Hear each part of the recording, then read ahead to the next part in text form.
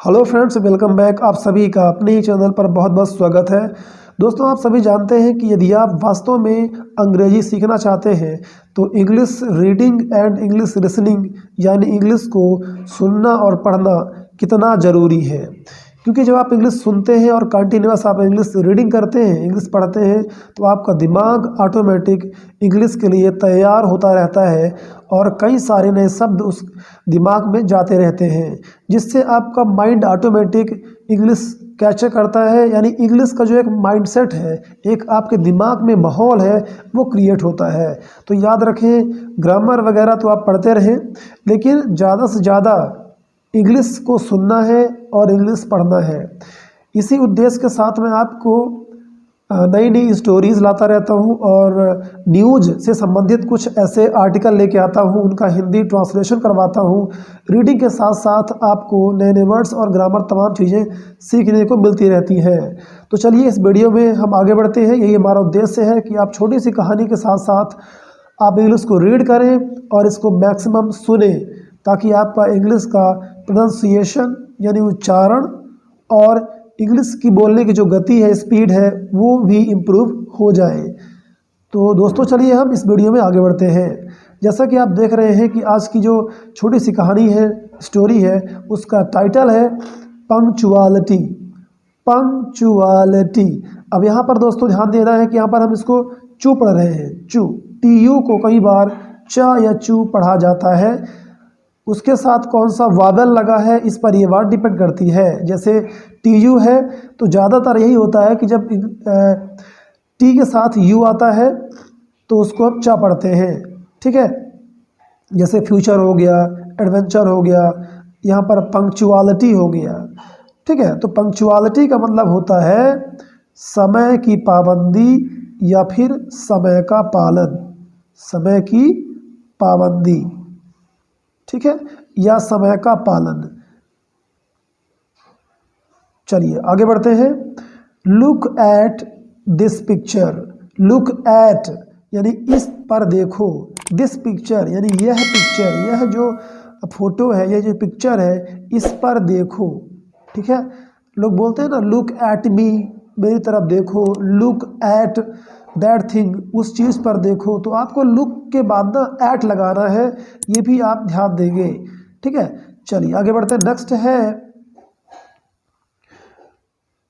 The school bell has just rung and the teachers and students are ready to begin their morning prayers. The school bell यानी school की घंटी, has just रंग अभी अभी बजी है। रंग, रिंग का थर्ड फॉर्म है। रिंग यानी बजना या बजाना, जस्ट आने अभी अभी। ठीक है, हैज जस्ट रंग, तो ये हो गया प्रेजेंट परफेक्ट टेंस का सेंटेंस। यानी स्कूल की घंटी अभी अभी जस्ट बजी है या बज चुकी है। ठीक है, and the teachers and the students यानी कि शिक्षक और छात्र are ready to begin. To begin शुरुआत करना, रेडी यानी तैयार, आर यानी है। तो शिक्षक और बच्चे शुरुआत करने के लिए तैयार हैं। क्या शुरुआत करने के लिए? There morning prayers. देयर मतलब होता है उनके या अपने। ठीक है, उनके या अपने। तो सुबह की प्रार्थना प्रेयर करने के लिए बच्चे और शिक्षक तैयार हैं। All the children here are gathered for the school assembly. All the children, सारे बच्चे, हियर यहाँ पर, आर गैदर्ड। गैदर्ड मतलब इकट्ठे, आर यानी हैं, तो इकट्ठे हैं।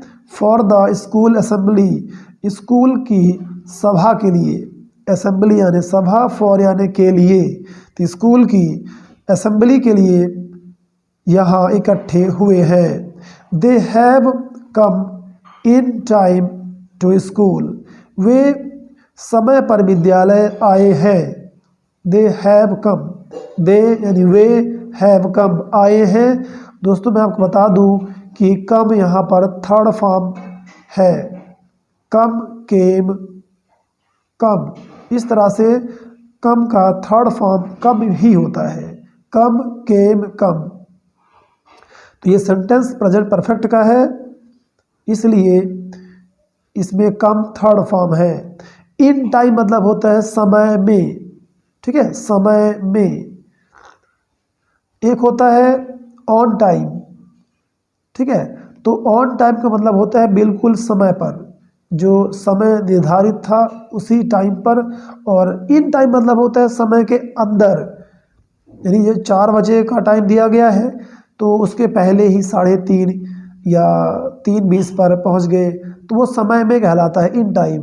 और अगर बिल्कुल 4 बजे पहुंच रहे हैं फिक्स, ठीक है, 1-2 मिनट आगे पाछे, तो उसको बोलते हैं ऑन टाइम। तो ये ध्यान रखें, इन टाइम और ऑन टाइम में क्या फ़र्क होता है, ठीक है, राइट, ओके, इसको आप नोट कर सकते हैं।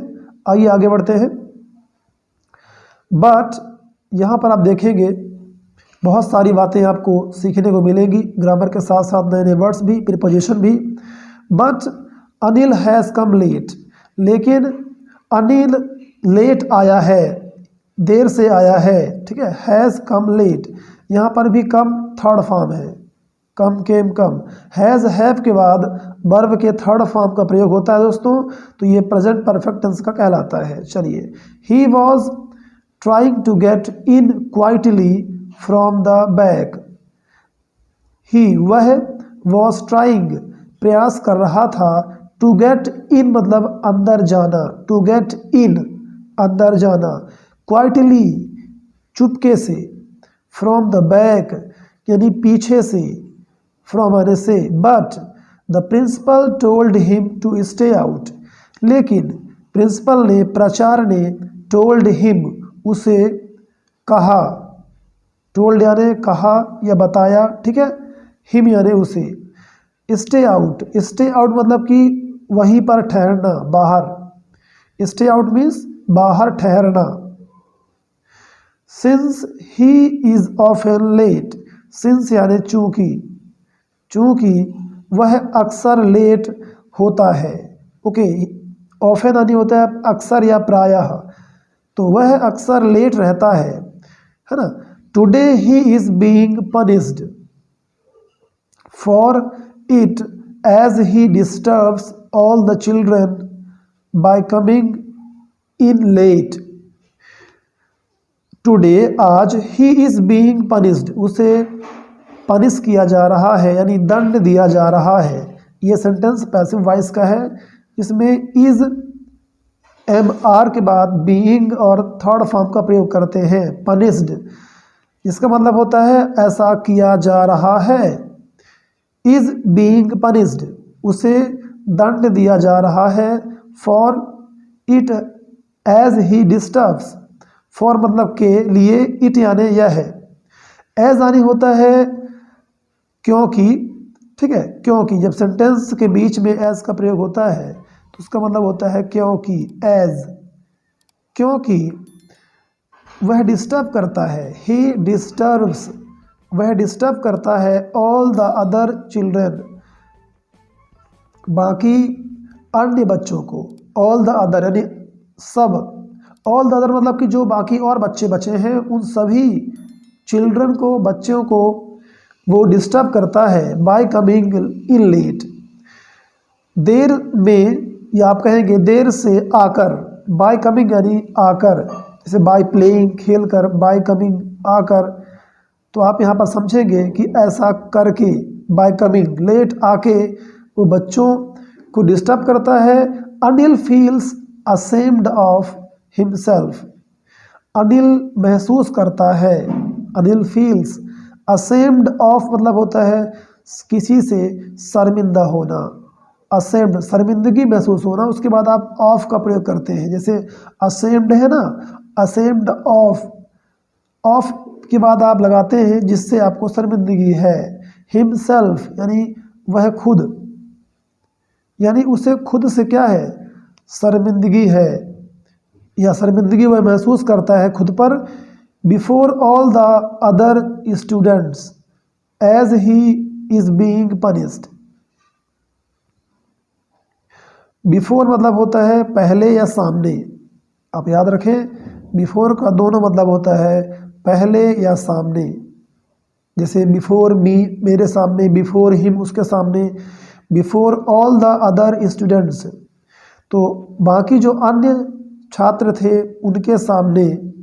एज आने क्योंकि ही इज़ बीइंग पनिश्ड, क्योंकि उसे दंड दिया जा रहा है। ओके, इज बीइंग पनिश्ड, दंड दिया जा रहा है। चलिए नेक्स्ट, आइए हम आगे बढ़ते हैं अगले पैराग्राफ की तरफ। यहाँ पर आप देख सकते हैं किस तरह से उस बच्चे को प्रिंसिपल ने बाहर रोक कर रखा है। ठीक है,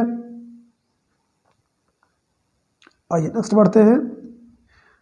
Anil is good and clever, Anil अच्छा है और चतुर है। ठीक है, अनिल अच्छा और चतुर है, गुड एंड क्लेवर। ठीक है, क्लेवर मीन्स चतुर, तो वह अच्छा और चतुर है, लेकिन बट यहाँ पर क्या हो रहा है, बट लेकिन, बिकॉज क्योंकि, ही इज ऑलवेज लेट, क्योंकि वह हमेशा लेट होता है। ऑलवेज यानी हमेशा, लेट यानी देर। ठीक है, आप समझते हैं बहुत कॉमन वर्ड है, हर कोई जानता है इस वर्ड को। लेट यानी देर होना, देर करना। Everyone thinks he is lazy, यानी कि हर कोई सोचता है या हर किसी को लगता है। एवरीवन यानी हर कोई, थिंक्स यानी सोचता है या उसे लगता है, ही इज़ लेज़ी कि वह लेज़ी है यानी आलसी है। लेज़ी यानी आलसी, तो हर किसी को लगता है कि वह आलसी है। His friends tease him and call him a late comer, उसके मित्र, हिज फ्रेंड्स, हिज यानी उसके मित्र उसे चिढ़ाते हैं। टीज यानी होता है चिढ़ाना या खिजाना। ठीक है, चिढ़ाना या किसी को तंग करना, तो उसके मित्र उसे चिढ़ाते हैं।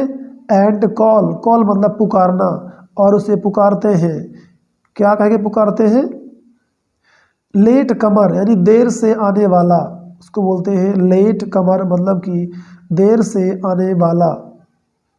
तो यह कहकर बच्चे उसे चिढ़ाते हैं। Whenever Anil arrives late for school, whenever मतलब जब कभी, अनिल आता है, अराइव यानी होता है आना या पहुंचना। ठीक है, अराइव का खास मतलब एक्चुअल में होता है पहुंचना, जैसे ट्रेन अराइव होती है। ठीक है ना, बसेस अराइव करती हैं, पहुंचती हैं। तो जब कभी, when ever Anil arrives, Anil पहुंचता है, लेट देर से, फॉर स्कूल स्कूल के लिए, ही मिसेस द मॉर्निंग असेंबली, वह मिस कर देता है यानी वह चूक जाता है। मिस कर देना मतलब कि चूक जाना, तो वह चूक जाता है मॉर्निंग असेंबली से, सुबह की जो सभा है, असेंबली है, उससे चूक जाता है। ही एनोयज द टीचर्स, एनोय मतलब होता है चिढ़ाना। ठीक है, या परेशान करना, नाराज करना ज़्यादा अच्छा होगा इस वर्ड के लिए। ही एनोयज, वह नाराज करता है, द टीचर्स यानी शिक्षकों को, बिकॉज क्योंकि, ही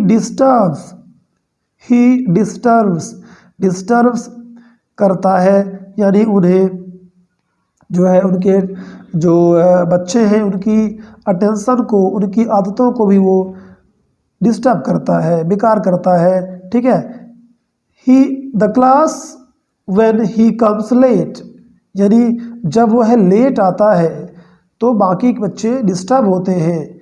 ठीक है, वो भी जो है उनके बारे में सोचने लगते हैं कि ये लेट आता है, और जो है शिक्षक इसे दंड नहीं करते, ये तमाम बातें उनके दिमाग में आने लगती है। तो व्हेन यानी जब। ठीक है, कम्स लेट देर से आता है, कम्स आता है। ठीक है, डिस्टर्ब करता है, एनॉय करता है, एनॉय यानी कि उन्हें नाराज़ करता है, तो आप देख रहे हैं कि यहाँ पर जब कभी भी सब्जेक्ट के बाद यानी कोई भी जो नाम है उसको कहते हैं सब्जेक्ट, जब सेंटेंस से पहले आता है और उसके बाद वर्ब का फर्स्ट फॉर्म आता है। जैसे ही अनॉयज, ठीक है, he plays, they play, you sing, you watch, है ना, दे वॉच। तो ये सेंटेंस दोस्तों सिंपल प्रेजेंट टेंस का होता है और इसकी हिंदी निकलती है ता है ती है। क्या निकलती है? ता है, यानी वो खेलता है, खेलती है, नाराज करता है, ठीक है। तो इस तरह से आप ध्यान देंगे, मैं आपको ध्यान दिलाना चाहता हूँ, आप जानते भी होंगे, लेकिन अगर आप नहीं जानते हैं तो नोट कर सकते हैं। ये बहुत ज़रूरी है, यदि आप इंग्लिश सीख रहे हैं तो टेंस की समझ भी आपके अंदर होनी चाहिए। तो चलिए हम आगे बढ़ते हैं। He also spoils the discipline in the school. He यानी वह, आल्सो मतलब भी, स्पॉइल मतलब होता है खराब कर देना या गंदा करना। तो अब यहाँ पर स्पॉइल फर्स्ट फॉर्म है जो मैं आपको अभी बता रहा था, तो इसका मीनिंग होगा गंदा करता है या खराब करता है। तो वह स्कूल में, विद्यालय में अनुशासन को भी खराब करता है। डिसिप्लिन यानी होता है अनुशासन, ठीक है, इन द स्कूल, विद्यालय में। तो वह विद्यालय में डिसिप्लिन को, अनुशासन को भी स्पॉइल करता है, खराब करता है। Moreover as he is not present. Moreover मतलब होता है इसके अलावा, मोर ओवर इसके अलावा या इसके अतिरिक्त, ठीक है, इसके अलावा। ही इज नॉट प्रेजेंट, वह उपस्थित नहीं रहता। एज यानी होता है क्योंकि या जैसे, एज, ठीक है। एज का दोनों मतलब होता है जैसे या क्योंकि, तो इस बात को ध्यान रखें आप, क्योंकि भी आप निकाल सकते हैं सेंटेंस के according. He is not present, तो वह प्रेजेंट नहीं रहता, वह उपस्थित नहीं होता है। फॉर द, आइए नेक्स्ट बढ़ते हैं कि इसके बाद क्या आता है। Whole lesson he will not be able to show much progress in his work. Whole lesson मतलब पूरा पाठ, he will not be able, वह योग्य नहीं होगा या वह सक्षम नहीं होगा। बी एबल मतलब होता है सक्षम होना या योग्य होना। तो विल नॉट बी एबल सक्षम नहीं होगा।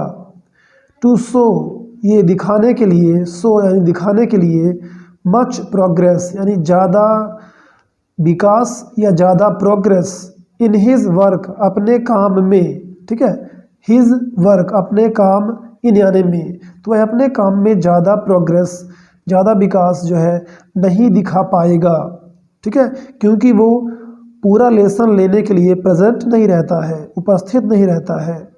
But a student who is punctual is free from unnecessary tension and worry.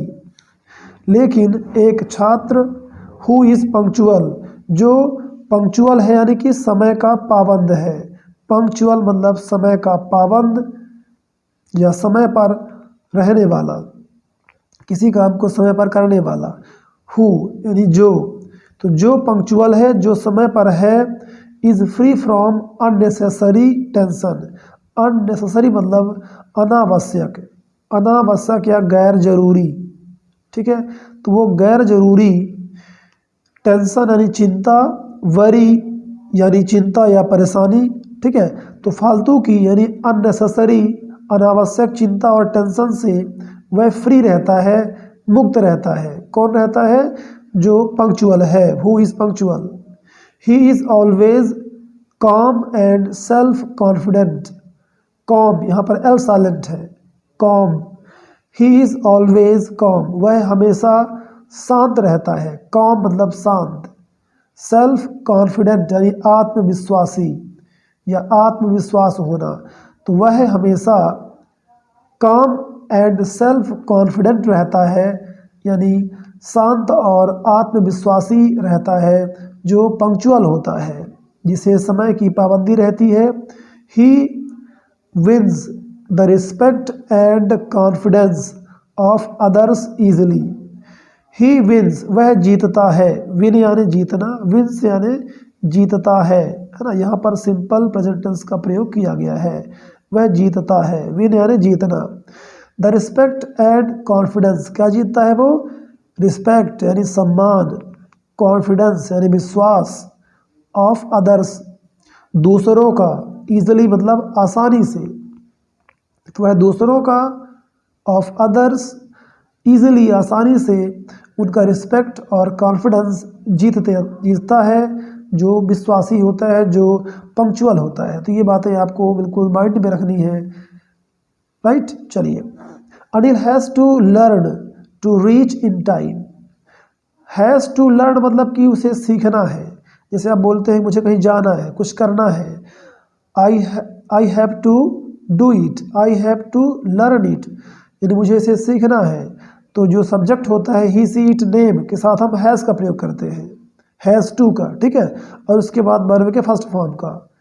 तो अनिल हैज़ टू लर्न यानी अनिल को सीखना है, टू रीच यानी पहुंचना, इन टाइम समय में पहुंचना अनिल को सीखना है।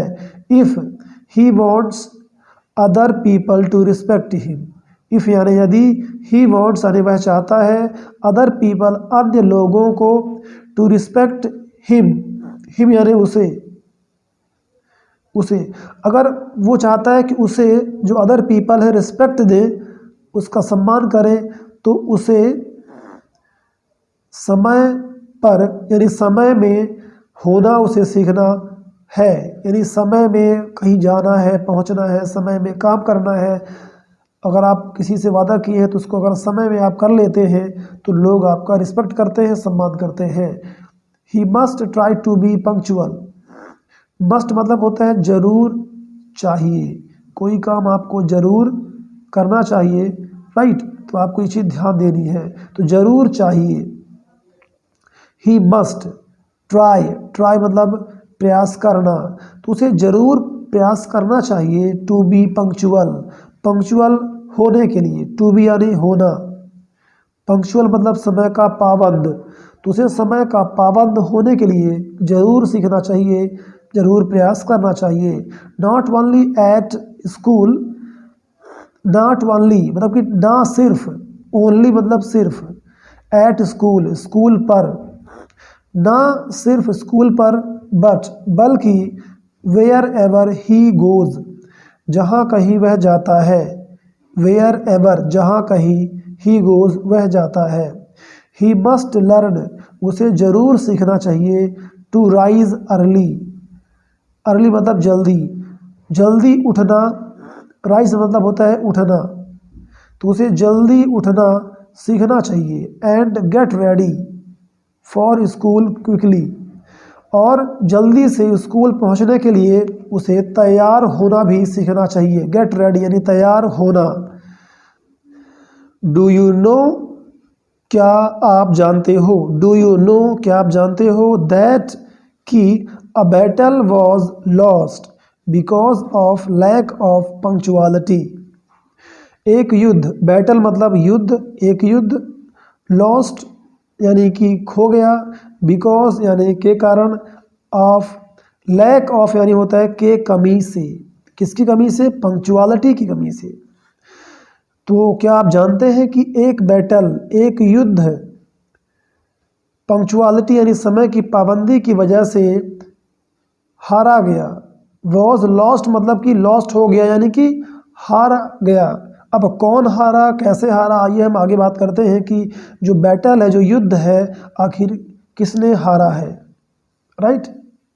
अब याद रखें कि दोस्तों एक बात और, कि जो ये लॉस्ट आया है ये एक्चुअल में लूज का थर्ड फॉर्म है, लूज, लॉस्ट, लॉस्ट। लूज मतलब होता है खो देना, खो देना, ठीक है, चाहे वो कोई भी चीज़ हो। In the battle of Waterloo, आइए देखते हैं कि ये किस युद्ध की बात हो रही है। In the battle of Waterloo, तो वाटरलू के युद्ध में, ऑफ यानी के, ठीक है, इन यानी में, तो वाटरलू के युद्ध में, बिटवीन यानी बीच में, तो किसके बीच हुआ था, Napoleon of France and the Duke of Wellington. तो नेपोलियन नाम तो आपने सुना होगा, ये एक्चुअल में फ्रांस का एक राजा था। ड्यूक ऑफ वेलिंगटन, वेलिंगटन देश का, वेलिंगटन राज्य का एक ड्यूक था। ड्यूक मतलब एक्चुअल में शासक होता है, ठीक है, जो कि शायद इंग्लैंड में एक पदवी होती है शासक की, ड्यूक, उसको ड्यूक कहते हैं, ठीक है, ड्यूक ऑफ वेलिंगटन। तो वेलिंगटन का ड्यूक शासक के बीच और नेपोलियन के बीच एक युद्ध हुआ। Wellington arrived early on the battle field. Wellington battle field पर यानी युद्ध के मैदान पर जल्दी अराइव हो गया था, जल्दी आ गया। But Napoleon's general Grouchy was late. But लेकिन नेपोलियन का जो जनरल ग्राउची था वो लेट था। वॉज लेट यानी कि देर था, वो युद्ध के मैदान में आने में देरी कर दिया था। इन रीचिंग द बैटल फील्ड, युद्ध के मैदान में, ठीक है, युद्ध के मैदान में पहुंचने में, रीच यानी पहुंचना, तो पहुंचने में उसने लेट किया था। व्हेन वेलिंगटन सॉ, जब वेलिंगटन ने देखा, सॉ यानी देखा, सॉ क्या है दोस्तों, सी का सेकंड फॉर्म है, saw, see, saw, seen, third form होता है सीन। तो जब वेलिंगटन ने देखा that the French soldiers had no leader, जो फ्रेंच यानी फ्रांस के सोल्जर हैं उनके पास कोई भी लीडर नहीं था। हैड नो लीडर मतलब कि उनके पास एक नेतृत्व करने वाला, एक जो लीडर होता है वो नहीं था। दे सीम्ड अफ्रेड, वे डरे हुए दिखे। सीम्ड यानी दिखे, सीम यानी होता दिखना, अफ्रेड यानी डरा हुआ, दे यानी वे, तो वे डरे हुए दिखे, ठीक है। एंड वरीड और चिंतित दिखे, कैसा दिखे, चिंतित दिखे। He attacked and won the battle, तो वेलिंगटन ने अटैक कर दिया यानी आक्रमण कर दिया और बैटल को यानी युद्ध को जीत लिया। विन, वन, वन, जीत लिया, ठीक है। 10 इस तरह से, 10 यानी इस तरह से, द बैटल वॉज वन, युद्ध जीता गया। ओके, बैटल वॉज वन, युद्ध जीता गया। और यहाँ पर क्या था, बैटल वॉज लॉस्ट, युद्ध हारा गया। तो एक्चुअल में ये सेंटेंस पैसिव वॉइस में है। बाय यानी के द्वारा, तो किसके द्वारा जीता गया, वेलिंगटन के द्वारा जीता गया। Only because general Grouchy arrived late, only because मतलब होता है कि सिर्फ वजह से, सिर्फ के वजह से। तो किसकी वजह से, बिकॉज यानी होता है क्योंकि या के कारण। तो जो जनरल ग्राउची था, ठीक है, वो लेट आया, अराइव्ड लेट, लेट आया, देर से आया, इस वजह से युद्ध हारा गया, ठीक है, और वेलिंगटन युद्ध को जीत लिया। तो यहाँ पर आप देख रहे हैं कि बड़े बड़े युद्ध जो है पंक्चुअल न होने की वजह से, ठीक है ना, हार जाते हैं। तो आपको ध्यान देना है कि ज़िंदगी भी ऐसी है खुद, है ना, कि आपको अगर जीतना है, आपको कुछ भी अच्छा हासिल करना है तो आपको पंक्चुअल होना पड़ेगा। जैसे अगर आपको इंग्लिश सीखना है तो आपको हर दिन इंग्लिश की रीडिंग करनी चाहिए, सुनना चाहिए और राइटिंग करके प्रैक्टिस करनी चाहिए, ठीक है। चलिए, इसी तरह से हर चीज़ में ये नियम लागू होता है। हेंस, हेंस यानी इस कारण से या इसलिए, ठीक है, इसके दोनों मतलब होते हैं, इसलिए या इस कारण से। वी सी, हम देखते हैं कि even great battles can be lost because of punctuality. Even मतलब भी, ग्रेट बैटल्स यानी महान युद्ध भी लॉस्ट हो सकते हैं, कैन भी हो सकते हैं यानी हारे जा सकते हैं, बिकॉज ऑफ पंक्चुअलिटी, पंक्चुअलिटी के कारण, यानी कि समय की पाबंदी जो होती है। एक्चुअल में इस वर्ड के आगे लगा है अन, पंक्चुअलिटी और अनपंक्चुअलिटी उसी का उल्टा है, मतलब पंक्चुअल ना होना, समय की पाबंदी ना होना, है ना, उसकी वजह से युद्ध भी हार जाते हैं लोग। तो देखिए ज़िंदगी में तो बहुत ऐसे काम होते हैं छोटे मोटे, वहाँ पर आपको पंक्चुअल होना बहुत ही अनिवार्य होता है। चलिए आइए थोड़ी सी एक चीज़ समझते हैं, है ना, कि पंक्चुअलिटी का और भी लाइफ में क्या महत्व होता है। Whatever you have to do, देखिए वॉट एवर मतलब होता है जो कुछ भी, whatever you have to do आपको करना है, हैव टू डू करना है, ठीक है, हैव टू गो जाना है, हैव टू प्ले खेलना है। तो इसके दो मतलब होते हैं, करना है या करना पड़ता है। अब याद रखें, इसको आप नोट कर सकते हैं। हैज़ टू डू करना पड़ता है, हैज़ टू प्ले खेलना पड़ता है, हैज़ टू गो जाना पड़ता है, ठीक है। डू ऑन टाइम यह आपको समय पर करना पड़ता है, समय पर आ गया ना ऑन टाइम। तो इन टाइम और ऑन टाइम के बारे में मैंने आपको बताया था स्टार्टिंग में कि समय पर और समय में, ठीक है। So you will please God and man, so मतलब होता है इसलिए या ऐसे, आप ईश्वर को और आदमियों को जो है प्लीज़ करेंगे, मतलब कि प्रसन्न करेंगे। प्लीज़ का दूसरा मतलब होता है किसी को प्रसन्न करना या खुश करना, ठीक है, खुश करना, हैप्पी बनाना। तो याद कर लें, लोग बोलते हैं ना प्लीज़ प्लीज़, तो प्लीज़ एक वर्ब भी होता है जिसका मतलब होता है खुश करना किसी को या प्रसन्न करना। कहते ना कि ही प्लीज्ड मी, उसने मुझे प्रसन्न कर दिया, खुश कर दिया। तो विल प्लीज़ इसमें फ्यूचर है, विल लगा हुआ है तो फ्यूचर की बात हो रही है। आप ऐसा करेंगे तो आप ईश्वर को, गॉड को, और मैन क्या है, मैन का प्लूरल है, तो आप आदमियों को भी प्रसन्न करेंगे। Great things for God, country you will achieve, ठीक है। ग्रेट थिंग्स यानी महान चीज़ें, फॉर गॉड यानी ईश्वर के लिए, और कंट्री के लिए, देश के लिए, यू विल अचीव आप अचीव करेंगे, आप प्राप्त करेंगे। अचीव मतलब होता है प्राप्त करना, ठीक है। अब यहाँ पर विल का प्रयोग है जिससे फ्यूचर के बारे में बात हो रही है, ऐसा मालूम पड़ता है, ठीक है। तो आपको हेल्पिंग वर्ब और मेन वर्ब से ही तो सारी बात समझ में आती है। तो दोस्तों इस बात को आप ज़रूर ध्यान रखें, ठीक है। विल और शैल का जब कहीं प्रयोग खास कर तो वहाँ पर गा गी गे यानी फ्यूचर की बात होती है। यू विल अचीव तो आप अचीव करेंगे, आप हासिल करेंगे। Eternal reward you will finally receive. Eternal मतलब होता है दोस्तों अमर, एटर्नल अमर या अनंत, अनादि, इसके ऐसे मतलब होते हैं। रिवार्ड यानी कि ऐसे आप अनंत, रिवार्ड यानी पुरस्कार, यू विल फाइनली रिसीव तुम अंततः अचीव करोगे, ओके। यू विल रिसीव मतलब ये होता है प्राप्त करना, ठीक है। फाइनली यानी अंततः, तो आप अंततः इस तरह से अनंत, कई सारे इटर्नल रिवार्ड्स, अनंत पुरस्कार आप रिवार्ड हासिल करेंगे, प्राप्त करेंगे।